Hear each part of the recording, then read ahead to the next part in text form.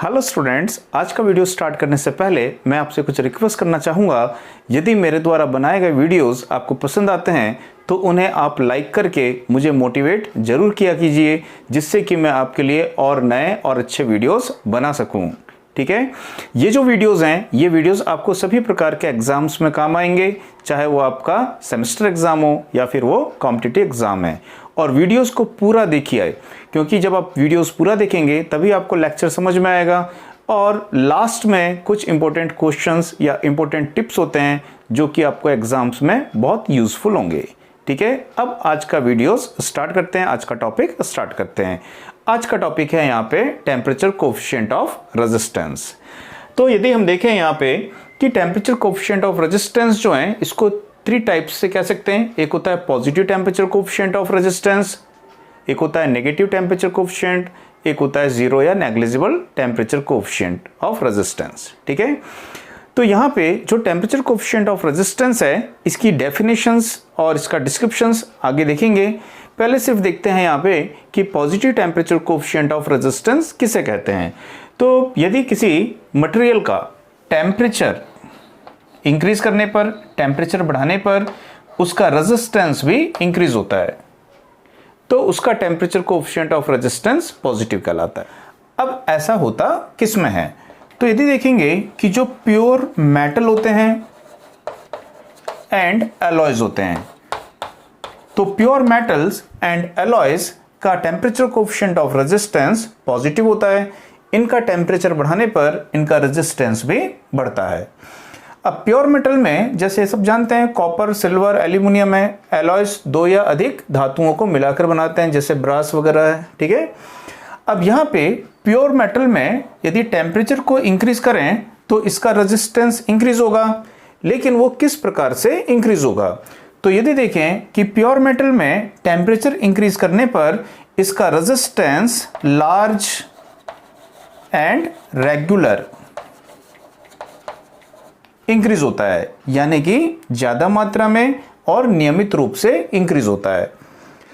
लेकिन जो एलॉयज होते हैं इनका टेम्परेचर इंक्रीज करने पर इनका रेजिस्टेंस इंक्रीज होता है, बढ़ता है। तापक्रम बढ़ाने से इनका भी रेजिस्टेंस बढ़ता है, लेकिन इसका रेजिस्टेंस जो है वो स्मॉल एंड इर्रेगुलर होता है। तो यदि देखें कि इसमें टेम्परेचर को बढ़ाने पर इनका रेजिस्टेंस कम बढ़ता है और इर्रेगुलर यानी अनियमित रूप से बढ़ता है। ठीक है, जैसे कि इस प्रकार से बढ़ सकता है, एक समान रूप से नहीं बढ़ेगा। लेकिन यहाँ पे रेगुलर होगा, रेगुलर यानी एक स्ट्रेट लाइन बनेगी, एक नियमित रूप से इसका टेम्परेचर बढ़ेगा तो इसका रेजिस्टेंस भी एक नियमित रूप से बढ़ेगा और ज्यादा मात्रा में बढ़ेगा। इसका कम बढ़ेगा और अनियमित रूप से बढ़ेगा, ये दोनों में डिफरेंस होता है।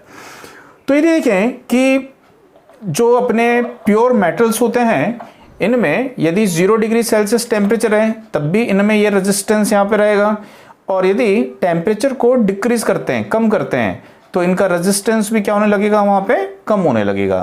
तो टेम्परेचर बढ़ाने पर रेजिस्टेंस बढ़ता है, तो उसी प्रकार टेम्परेचर कम करने पर रेजिस्टेंस भी कम होता है।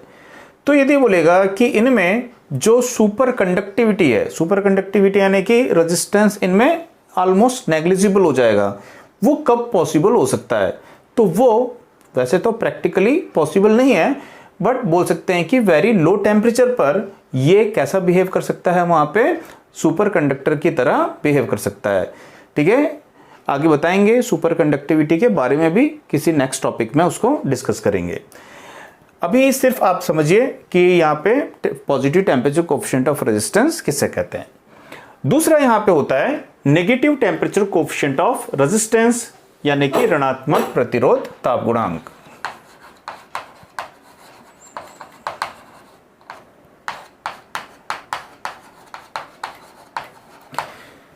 तो पॉजिटिव की तरह नेगेटिव भी होता है। अब नेगेटिव में टेम्परेचर को इंक्रीज करने पर, टेम्परेचर को बढ़ाने पर रेजिस्टेंस डिक्रीज होता है, रेजिस्टेंस घटता है। तो यदि किसी मटेरियल का टेम्परेचर इंक्रीज करने पर, टेम्परेचर बढ़ाने पर उसका रेजिस्टेंस डिक्रीज होता है, रेजिस्टेंस घटता है, तो उसका temperature coefficient of resistance negative होता है। अब इस प्रकार की बिहेवियर, इस प्रकार का जो व्यवहार है वो कौन से मटेरियल करते हैं।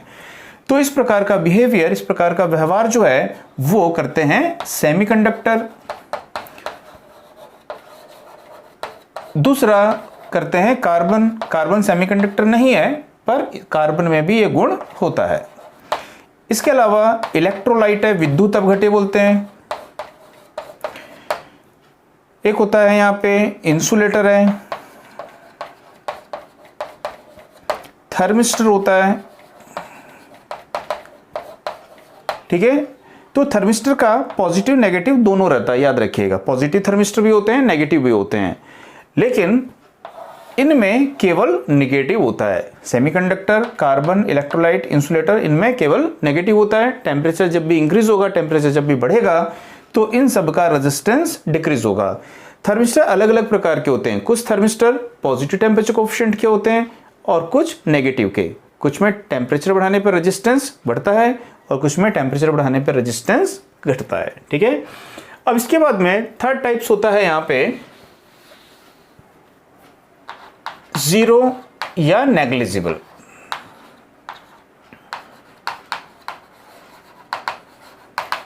या स्मॉल भी बोल सकते हैं।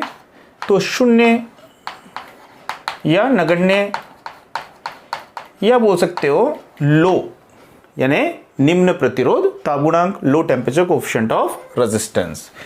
तो यदि देखें कि किसी मटेरियल में टेम्परेचर को इंक्रीज करें, टेम्परेचर को बढ़ाएं या डिक्रीज करें, घटाएं, लेकिन उसके रेजिस्टेंस में नो चेंज, कोई चेंज उसके रेजिस्टेंस में नहीं होता है, तो हम बोल सकते हैं कि उसका temperature coefficient of resistance zero है। बट प्रैक्टिकली जीरो होता नहीं है, तो बोल सकते हैं नेग्लिजिबल या स्मॉल टेम्परेचर कोएफिशिएंट होगा। ठीक है, यानी कि टेम्परेचर को चेंज करने पर उसके रेजिस्टेंस में बहुत कम परिवर्तन होगा, बहुत कम परिवर्तन होगा। ठीक है, अब ये होते कौन से मटेरियल हैं? तो कुछ अपवाद एलॉयज होते हैं, कुछ अपवाद मिश्र धातुएं होती हैं जो हाई रेजिस्टिव एलॉय हैं, उच्च प्रतिरोध की मिश्र धातुएं होती हैं। तो सम हाई रेजिस्टिव एलॉयज हैं जो कि बहुत इंपॉर्टेंट एलॉयज हैं। इनका टेम्परेचर चेंज करने पर इनके रेजिस्टेंस में बहुत नेग्लिजिबल चेंज होता है, बहुत कम परिवर्तन उसमें होता है। जैसे कि एक होता है मैंगनीन, ठीक है, एक होता है यूरेका। यूरेका का ही दूसरा नाम होता है कॉन्स्टेंटन। तो ये देखें कि मैंगनीन जो है ये किसका एलॉयज यहां पे होता है, तो ये कॉपर, मैंगनीज और निकल का एलॉयज है, इसकी मिश्र धातु होती है। और जो यूरेका या कॉन्स्टेंटन है ये कॉपर और निकल की एलॉयज है, कॉपर और निकल की ये मिश्र धातु होती है। ठीक है, तो ये जो इनका कंपोजिशन है ये भी आपको याद रखना है, कई बार ये भी एग्जाम में पूछ लिया जाता है। तो ये जो मैंगनीन या यूरेका है ये बहुत इंपॉर्टेंट एलॉयज होते हैं, क्योंकि इन्हें इंस्ट्रूमेंट में यूज करना पड़ता है, इंस्ट्रूमेंट में यूज किया जाता है जहां पर कि टेम्परेचर के कारण रेजिस्टेंस में चेंज होना नहीं चाहिए, नहीं तो जो रीडिंग होगी उस रीडिंग में वहां पे एरर आएगा, त्रुटि आएगी। तो इसलिए ये बहुत इंपॉर्टेंट एलॉयज होते हैं और ये एग्जाम में अक्सर पूछे भी जाते हैं, तो इनके बारे में आपको याद रखना है। ठीक है, अब आगे देखते हैं यहाँ पे टेम्परेचर कोएफिशिएंट ऑफ रेजिस्टेंस होता क्या है। ठीक है, तो टेम्परेचर कोएफिशिएंट ऑफ रेजिस्टेंस की डेफिनेशन क्या है या टेम्परेचर कोएफिशिएंट ऑफ रेजिस्टेंस किसे कहते हैं उसके बारे में यहाँ पे समझते हैं। अब यहाँ पे समझते हैं कि टेम्परेचर कोएफिशिएंट ऑफ रेजिस्टेंस को कैसे डिफाइन करेंगे कि टेम्परेचर कोएफिशिएंट ऑफ रेजिस्टेंस होता क्या है। तो यदि देखें कि जो प्योर मेटल होते हैं और एलॉयज होते हैं, यानी शुद्ध धातुएं और मिश्र धातुएं होती हैं, उनका प्रतिरोध ताप गुणांक धनात्मक होता है। तो यदि कोई एक मेटेलिक कंडक्टर लिया जाए, कोई एक धातु का चालक लिया जाए और उसके टेम्परेचर को, उसके तापक्रम को बढ़ाया जाए, इंक्रीज किया जाए, तो उसके रेजिस्टेंस की वैल्यू में भी इंक्रीज होगा, उसका रेजिस्टेंस भी वहां पे इंक्रीज होगा। ठीक है, तो सपोज मान लेते हैं कि यहां पे एक कोई मटेरियल है और उस मटेरियल का 0 डिग्री सेल्सियस टेम्परेचर है और उस समय उसका रेजिस्टेंस है R0। ठीक है, तो कोई एक धात्विक चालक है यानी मेटालिक कंडक्टर है जिसका 0 डिग्री सेल्सियस पर रेजिस्टेंस 0 है। अब उसके टेम्परेचर को इंक्रीज करते हैं, उसके तापक्रम को इंक्रीज करते हैं, तो क्या होगा, उसका रेजिस्टेंस भी इंक्रीज होगा, क्योंकि प्योर मेटल और एलॉयज का कैसा होता है, धनात्मक प्रतिरोध ताप गुणांक। तापक्रम बढ़ाने पर रेजिस्टेंस बढ़ता है। तो यदि टेम्परेचर को इंक्रीज करते हैं, टेम्परेचर को बढ़ाते हैं, तो उसका रेजिस्टेंस भी बढ़ता है। मान लीजिए उसके टेम्परेचर को T डिग्री सेल्सियस तक इंक्रीज किए, T डिग्री सेल्सियस तक बढ़ाया गया, तो इस समय उसका जो रेजिस्टेंस है वो बढ़ के हो जाता है यहाँ पे RT। बात समझ में आई? तो यहाँ पे वही बताया है कि let a metallic conductor having a resistance of R0 at 0 degree Celsius, कि कोई एक धात्विक कंडक्टर है जिसका 0 डिग्री सेल्सियस पर रेजिस्टेंस R0 है। ठीक है, अब उसको हीट करते हैं, गर्म करते हैं। कहां तक गर्म करते हैं? T डिग्री सेल्सियस तक। तो उसको गर्म करेंगे, टेम्परेचर बढ़ाएंगे T डिग्री सेल्सियस तक, तो उस समय उसका रेजिस्टेंस हो जाता है RT। तो T डिग्री सेल्सियस पे उसका रेजिस्टेंस हो जाता है RT। तो ये पाया गया है यहां पे कि जो इंक्रीज इन रेजिस्टेंस होता है, रेजिस्टेंस में वृद्धि हो रही है, रेजिस्टेंस बढ़ रहा है, तो रेजिस्टेंस में जो वृद्धि हो रही है कितनी हो रही है? यदि मान लीजिए यहाँ पे रेजिस्टेंस होगा 10 ओम, यहाँ पे बढ़ के हो गया 12, तो कैसे निकालोगे? डिफरेंस माइनस करोगे, तो RT माइनस R0, ये ज्यादा वैल्यू है, ये कम वैल्यू है, तो RT माइनस R0। तो रेजिस्टेंस में कितनी वृद्धि हुई? दोनों का डिफरेंस, तो दोनों के डिफरेंस को डेल्टा R से, डेल्टा क्या दर्शाता है? परिवर्तन को, तो डेल्टा R यानी रेजिस्टेंस में कितनी वृद्धि हुई, इन दोनों के डिफरेंस के बराबर। तो ये बताता है कि रेजिस्टेंस में जो वृद्धि होती है, यानी किसी मेटल के जब टेम्परेचर को बढ़ाते हैं तो उसके रेजिस्टेंस में जो वृद्धि होती है वो किन पर निर्भर करती है, कि उसका रेजिस्टेंस कितना बढ़ेगा।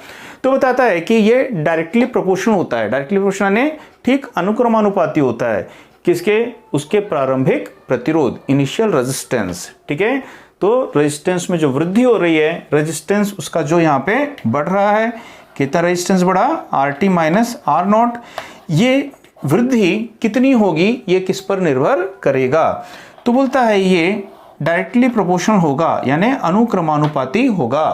किसके? उसके इनिशियल रेजिस्टेंस, प्रारंभिक प्रतिरोध, कि उस समय प्रारंभ में उसका प्रतिरोध कितना है। दूसरा बोलता है कि डिपेंड करेगा कि टेम्परेचर को आपने कितना बढ़ाया है। तो कितना बढ़ाया है? 0 से लेकर T डिग्री सेल्सियस तक, तो टेम्परेचर में कितना चेंज हुआ है? T0 minus 0 degree. यदि आपने यहाँ पे 50 डिग्री बढ़ाया है तो 50 माइनस 0, तो परिवर्तन कितना आएगा? ठीक है, तो कितना आपने टेम्परेचर चेंज किया है, तापक्रम में कितनी वृद्धि हुई है, उस पर यह निर्भर करेगा। और निर्भर करेगा कि वो जो मटेरियल है, वो जो पदार्थ है, उसकी प्रकृति, उसका नेचर कैसा है। तो तीसरा डिपेंड करता है नेचर ऑफ कंडक्टर, कि कंडक्टर जो है वो किस मटेरियल का बना हुआ है। ठीक है, बात समझ में आई सबको? अब यहाँ पे इस प्रोपोर्शनलिटी के साइन को यहाँ पे ओपन करेंगे। तो जब इस प्रोपोर्शनलिटी के साइन को ओपन करते हैं तो उस समय हमको यहाँ पे एक मिल जाता है कांस्टेंट, और ये कांस्टेंट जो है ये है यहाँ पे अल्फा नॉट, और इस अल्फा नॉट को ही बोलते हैं temperature coefficient of resistance at 0 degree Celsius. तो अल्फा नॉट क्या है? तो अल्फा नॉट है ये 0 डिग्री सेल्सियस पे टेम्परेचर कोएफिशिएंट ऑफ रेजिस्टेंस। तो अल्फा नॉट कहलाता है, ठीक है, temperature coefficient of resistance at 0 degree Celsius. बात समझ में आ गई? अब यहां पे इसको डिफाइन कैसे करेंगे? तो इसको डिफाइन करने के लिए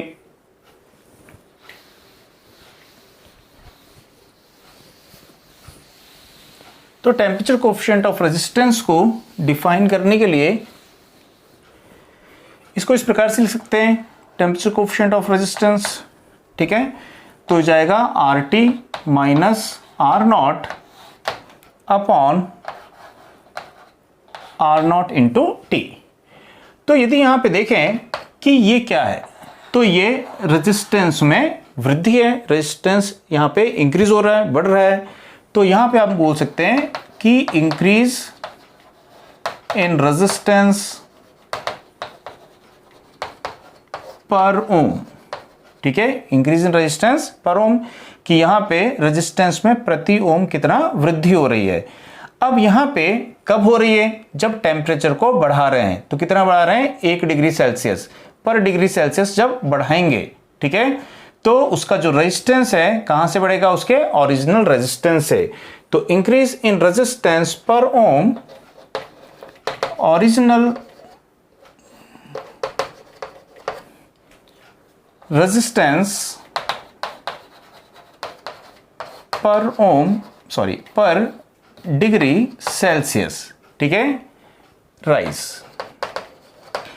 तो यहां पे बोलता है कि यदि किसी पदार्थ के टेम्परेचर को 1 डिग्री सेल्सियस बढ़ाते हैं तो प्रारंभिक प्रतिरोध इनिशियल रेजिस्टेंस से उसके रेजिस्टेंस में कितनी वृद्धि होती है।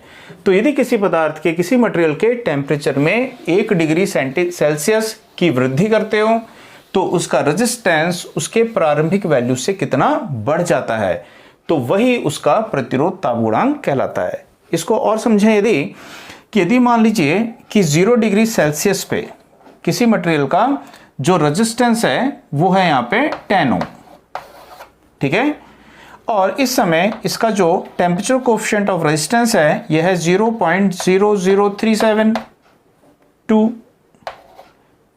बात समझ में आ रही है कि 0 डिग्री सेल्सियस टेम्परेचर पे किसी मटेरियल का रेजिस्टेंस है 10 ओम और इस समय इसका जो टेम्परेचर कोएफिशिएंट ऑफ रेजिस्टेंस है इतना है।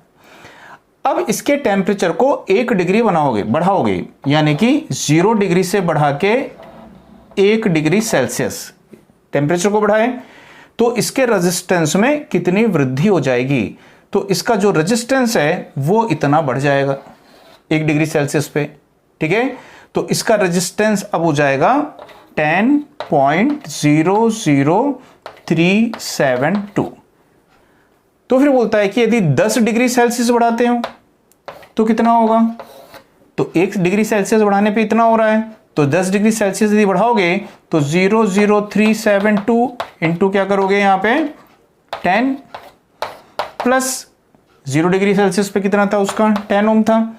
तो यदि 10 डिग्री सेल्सियस बढ़ाएं 1 डिग्री पे इतना बढ़ता है, तो 10 डिग्री सेल्सियस बढ़ाओगे तो 10 गुना बढ़ेगा, प्लस पहले कितना था इनिशियल रेजिस्टेंस कितना था उसमें जोड़ दोगे। तो यहाँ पे वही बता रहा है कि किसी पदार्थ का तापक्रम 1 डिग्री सेल्सियस पर डिग्री सेल्सियस 1 डिग्री सेल्सियस बढ़ाओगे तो प्रारंभिक प्रतिरोध की तुलना में उसके प्रतिरोध में कितनी वृद्धि होगी, ठीक है। ये उसका कहलाता है टेम्परेचर कोएफिशिएंट ऑफ रेजिस्टेंस। अब इसकी यूनिट आपको याद रखनी है, टेम्परेचर कोएफिशिएंट ऑफ रेजिस्टेंस की यूनिट क्या होती है। तो यदि देखें कि ये प्रतिरोध में वृद्धि है ना, रेजिस्टेंस यहाँ पे राइज हो रहा है, इंक्रीज हो रहा है, तो रेजिस्टेंस इंक्रीज हो रहा है तो इन दोनों का डिफरेंस रेजिस्टेंस ही आएगा जिसकी यूनिट होगी ओम। अब ये क्या है यहाँ पे ओम और ये क्या है यहाँ पे डिग्री सेल्सियस, ठीक है। तो कई बार एग्जाम में इस तरह से देता है ओम पर ओम डिग्री सेल्सियस। यदि ये दिया है तो इसको टिक करेंगे, यदि ये ना दिया हो तो ये ओम और ओम कैंसिल कर देगा यहाँ पे, तो इसको बोलेगा यहाँ पे पर डिग्री सेल्सियस। तो ये इसकी यूनिट होती है टेम्परेचर कोएफिशिएंट ऑफ रेजिस्टेंस की, जो इंपॉर्टेंट है, कई बार एसएससी वगैरह के एग्जाम में भी इसको पूछा गया है, तो ये आपको याद रखना है, ठीक है। दूसरा यहाँ पे देखेंगे कि जो ये इक्वेशन है, इस इक्वेशन से हम किसी भी, यदि 0 डिग्री सेल्सियस पे हमको प्रतिरोध ताप गुणांक पता है, ठीक है, तो उस समय हम क्या कर सकते हैं, किसी भी टेम्परेचर पे उसके रेजिस्टेंस की वैल्यू को पता कर सकते हैं। तो इस फार्मूले को जब सिंप्लीफाई करेंगे तो इस R नॉट को इधर ट्रांसफर कर देंगे, तो ये हो जाएगा यहाँ पे RT is equal to R not plus alpha not R not T, ठीक है। तो इसमें से R नॉट को कॉमन ले लेंगे, तो R नॉट को कॉमन लिए तो ये फार्मूला आपके पास में बन गया। तो इस फार्मूले को यूज करके क्या निकाल सकते हैं, यहाँ पे किसी भी टेम्परेचर पे रेजिस्टेंस की वैल्यू क्या होगी। यदि हमें पता है इनिशियल रेजिस्टेंस, प्रारंभिक रेजिस्टेंस, जैसे एग्जांपल लिए थे कि मान लीजिए R नॉट पे उसका रेजिस्टेंस कितना है 10 है, और यदि उसका टेम्परेचर कोएफिशिएंट ऑफ रेजिस्टेंस कितना है, तो उसका टेम्परेचर कोएफिशिएंट ऑफ रेजिस्टेंस है 0.30, कुछ भी ले लीजिए 00372, और टेम्परेचर को कितना बढ़ाए हो 10 डिग्री सेल्सियस बढ़ाए हो, तो उसके रेजिस्टेंस में कितनी वृद्धि होगी, ठीक है। तो इस फार्मूले से निकाल सकते हो कि किसी भी टेम्परेचर पर रेजिस्टेंस कितना होगा।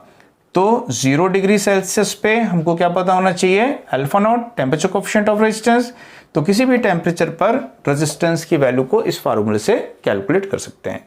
इसके बाद में और आगे एक दो फार्मूले आपको बताता हूं, ठीक है। यदि किसी कंडक्टर का 0 डिग्री सेल्सियस पे रेजिस्टेंस R0 है, T1 डिग्री सेल्सियस पे R1 है और T2 डिग्री सेल्सियस पे R2 है, तो इस कंडीशन में यहाँ पे यदि R1 की वैल्यू को कैलकुलेट करना है तो इस R1 की वैल्यू को कैसे कैलकुलेट करेंगे? तो इसके लिए सेम फार्मूला यूज करेंगे, R0 1 plus alpha not into T1, ठीक है। तो T1 डिग्री सेल्सियस पे रेजिस्टेंस की वैल्यू निकाल सकते हैं। इसी तरह से R2 की वैल्यू निकाल सकते हैं, R0 1 plus alpha not into T2। तो T2 डिग्री सेल्सियस पे, ठीक है, रेजिस्टेंस की वैल्यू R2 को भी कैलकुलेट कर सकते हैं, लेकिन अपने को क्या पता होना चाहिए, 0 डिग्री सेल्सियस पे रेजिस्टेंस क्या है, ठीक है, और 0 डिग्री सेल्सियस पे उसका टेम्परेचर कोएफिशिएंट ऑफ रेजिस्टेंस क्या है। अब यदि इनको कंपेयर करें तो कंपेयर करके इसको इस प्रकार से लिखते हैं, R2 अपॉन R1, ठीक है, इसकी वैल्यू हो जाएगी यहां पे इस प्रकार से,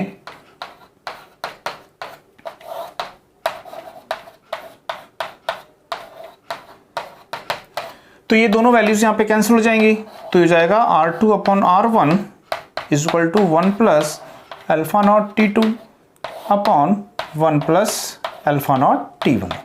तो ये जो फार्मूला होता है, इस फार्मूले का यूज करते हैं जो इलेक्ट्रिकल मशीनें होती हैं उन मशीनों के टेम्परेचर की वैल्यू को कैलकुलेट करने के लिए। जो मशीनें होती हैं जब वो कोल्ड कंडीशन में होती हैं, कोल्ड कंडीशन में जब वो ऑफ कंडीशन में होती हैं, जब उनको हम रन नहीं कर रहे हैं, तो उस समय उसका रेजिस्टेंस यदि मेजर करें, उसकी वाइंडिंग का, फील्ड वाइंडिंग का रेजिस्टेंस यदि मेजर करें, तो उस रेजिस्टेंस की वैल्यू हमको वहां पे कम मिलेगी। और जब मशीन अंडर रनिंग कंडीशन में होगी तो उसका टेम्परेचर वहां पे बढ़ेगा तो रेजिस्टेंस भी बढ़ेगा, कॉपर की वाइंडिंग है, तो जब रेजिस्टेंस बढ़ेगा टेम्परेचर के बढ़ने के कारण, ठीक है, तो यदि रनिंग कंडीशन में रेजिस्टेंस मेजर कर लें तो उसका टेम्परेचर उस समय कितना है, उसके टेम्परेचर को मेजर कर सकते हैं। तो मशीनों में टेम्परेचर राइज, टेम्परेचर में होने वाली वृद्धि को मेजर करने के लिए इस रिलेशन का यूज किया जाता है, इस फार्मूले का वहां पे यूज करते हैं, ठीक है। इसके बाद में नेक्स्ट देखते हैं कि जैसे यदि इस प्रकार से दिया हो कि 0 डिग्री सेल्सियस पे टेम्परेचर कोएफिशिएंट है alpha not, T1 degree Celsius पे अल्फा 1 है, T2 डिग्री सेल्सियस पे अल्फा 2 है, ठीक है।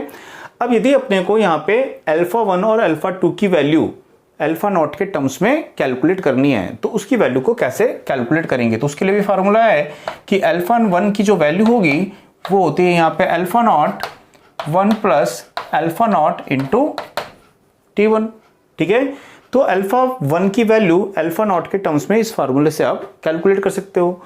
इसी तरह से अल्फा 2 की वैल्यू भी निकालनी है, ठीक है। किसी भी टेम्परेचर पे टेम्परेचर कोएफिशिएंट की वैल्यू पता करनी है तो आपको पता होना चाहिए उसका इनिशियल 0 डिग्री सेल्सियस पे उसका जो टेम्परेचर कोएफिशिएंट है और 1 प्लस 0 डिग्री सेल्सियस पे टेम्परेचर कोएफिशिएंट और किस टेम्परेचर पे आपको निकालना है उसका टेम्परेचर कोएफिशिएंट। तो किसी भी टेम्परेचर पर टेम्परेचर कोएफिशिएंट की वैल्यू को भी कैलकुलेट कर सकते हैं। उसके लिए इस फार्मूले को यूज करेंगे और अपने को पता होना चाहिए 0 डिग्री सेल्सियस पे उसका टेम्परेचर कोएफिशिएंट क्या है, ठीक है। तो इन सब का यूज करते हैं, जो फार्मूलेस हैं इनका यूज करेंगे न्यूमेरिकल्स बनाने के लिए। तो अब इसके बाद में न्यूमेरिकल्स देखते हैं कि इसमें से किस प्रकार के न्यूमेरिकल्स एग्जाम में पूछे जा सकते हैं। तो स्टूडेंट्स यहाँ पे क्वेश्चन है कि एक कॉइल है कॉपर वायर की जिसका रेजिस्टेंस है 25 ओम 0 डिग्री सेल्सियस पे, तो 100 डिग्री सेल्सियस पर उसका रेजिस्टेंस कितना होगा यदि 0 डिग्री सेल्सियस पर टेम्परेचर कोएफिशिएंट इतना है, ठीक है। अभी आपको दिया हुआ है, अब इसको आप वीडियो को पॉज करके इस क्वेश्चन को बनाइए, ठीक है, और नहीं बनेगा तो फिर सॉल्यूशन देखिए। तो यहां पे हम देखेंगे कि अपने पास में क्या क्या दिया हुआ है। तो हमको दिया हुआ है कि 0 डिग्री सेल्सियस पे रेजिस्टेंस है और इस रेजिस्टेंस की वैल्यू है 25 ओम। दूसरा दिया हुआ है कि 100 डिग्री सेल्सियस पे रेजिस्टेंस की वैल्यू को कैलकुलेट करना है और तीसरा दिया हुआ है कि 0 डिग्री सेल्सियस पे टेम्परेचर कोएफिशिएंट की जो वैल्यू है, ठीक है, इतनी दी हुई है। तो जब इसको यहाँ पे सिंप्लीफाई करेंगे तो इसके लिए आपको क्वेश्चन बताया था कि यदि 0 डिग्री सेल्सियस पे आपको रेजिस्टेंस की वैल्यू पता है और 0 डिग्री सेल्सियस पे टेम्परेचर कोएफिशिएंट ऑफ रेजिस्टेंस पता है, तो किसी भी टेम्परेचर पे हम उस रेजिस्टेंस की वैल्यू को कैलकुलेट कर सकते हैं। तो उसके लिए फार्मूला आपके पास में है RT is equal to R not 1 plus alpha not into T. तो यहाँ पे R नॉट की वैल्यू देखेंगे 25 है और 1 प्लस अल्फा नॉट की वैल्यू 0.004 है और टेम्परेचर में कितना चेंज हुआ, तो टेम्परेचर देखिए 0 से 100, तो चेंज इन टेम्परेचर कितना है 100, तापक्रम में वृद्धि कितनी है वहां पे 100 है, तो उसको यहाँ पे रख देंगे। अब इसको यहाँ पे आप मल्टीप्लाई करिए, तो जब मल्टीप्लाई करोगे तो जाएगा 1 प्लस 0.4 या फिर 25 और ये होगा 1.4। अब इसको मल्टीप्लाई करिए यहाँ पे, तो 25 इंटू 4 100, ठीक है, 25 और 35। तो यहाँ पे देखेंगे कि इस रेजिस्टेंस की वैल्यू कितनी आ जाएगी 35 ओम। तो ये देखेंगे 0 डिग्री सेल्सियस पे उसका जो रेजिस्टेंस था वो 25 ओम था, तो 100 डिग्री सेल्सियस टेम्परेचर बढ़ा तो उसका रेजिस्टेंस भी 10 ओम बढ़ गया, 35 ओम हो गया, तो रेजिस्टेंस कितना बढ़ा 10 ओम बढ़ गया। ठीक है, तो इस तरह के क्वेश्चन एग्जाम में आएंगे। इसके बाद एक दो क्वेश्चन और देखते हैं, ठीक है, इसको नोट कर लीजिए। तो अब यहाँ पे सेकंड क्वेश्चन है कि एक कॉइल है कॉपर वायर की और उसका जो रेजिस्टेंस है वो है 10 ओम 20 डिग्री सेल्सियस पे। तो कॉपर वायर की कॉइल का 20 डिग्री सेल्सियस पे रेजिस्टेंस है 10 ओम, तो 60 डिग्री सेल्सियस पे उसका रेजिस्टेंस क्या होगा। तो अब यहाँ पे 0 वाला नहीं दिया हुआ है, ठीक है, तो 20 डिग्री पे इतना रेजिस्टेंस है तो 60 पे कितना होगा, लेकिन यहाँ पे आपको दिया हुआ है रेजिस्टेंस टेम्परेचर कोएफिशिएंट 20 डिग्री पर। तो इनिशियल टेम्परेचर है, प्रारंभिक तापक्रम है, तो प्रारंभिक तापक्रम पे आपको टेम्परेचर कोएफिशिएंट दिया है, जो कि आपको यहाँ पे बताया था कि दो टेम्परेचर हो सकते हैं। ठीक है, यहाँ पे मान लीजिए T1 हो सकता है और T1 पे ये R1 होगा, तो ये T2 हो सकता है और T2 पे ये R2 हो सकता है। तो टेम्परेचर में कितना चेंज हुआ वो अपने को में चाहिए होता है। तो यदि देखेंगे कि यदि R2 की वैल्यू निकालनी है तो आपको चाहिए होता है R1 इनिशियल रेजिस्टेंस, प्रारंभिक रेजिस्टेंस, ठीक है। उसके बाद में आपको चाहिए 1 प्लस, अब यहाँ पे अल्फा 1 होगा, उस अल्फा 1 की वैल्यू आपको पता होनी चाहिए। तो ये अल्फा 1 यानी कि T1 पे उसका टेम्परेचर कोएफिशिएंट कितना है और टेम्परेचर में को कितना इंक्रीज किए हो, तो ये हो जाएगा T2 माइनस T1, तो तापक्रम में वृद्धि, दोनों का डिफरेंस। अब इस फार्मूले में वैल्यू को पुट कर देंगे, ठीक है। तो ये देखें R1 की वैल्यू कितनी थी, तो वो थी 20 डिग्री सेल्सियस पे, तो 20 डिग्री सेल्सियस पे वो है 10। दूसरा 1 प्लस, अब इसी टेम्परेचर पे टेम्परेचर कोएफिशिएंट कितना है, तो देखिए 20 पे दिया हुआ है ये, ठीक है, तो इसको रख दीजिए 0.0039। अब दोनों टेम्परेचर का डिफरेंस 60 माइनस 20, तो 60 माइनस 20। अब इसको सिंप्लीफाई करिए तो हो जाएगा 10, 1 प्लस 0.0039 इंटू हो जाएगा ये 40। तो अब इसको आप सॉल्व करिए, तो जब आप इसको सॉल्व करोगे तो इसके आंसर की वैल्यू लगभग आएगी आपके पास में 11.56 ओम, ये इसका आंसर आएगा, ठीक है।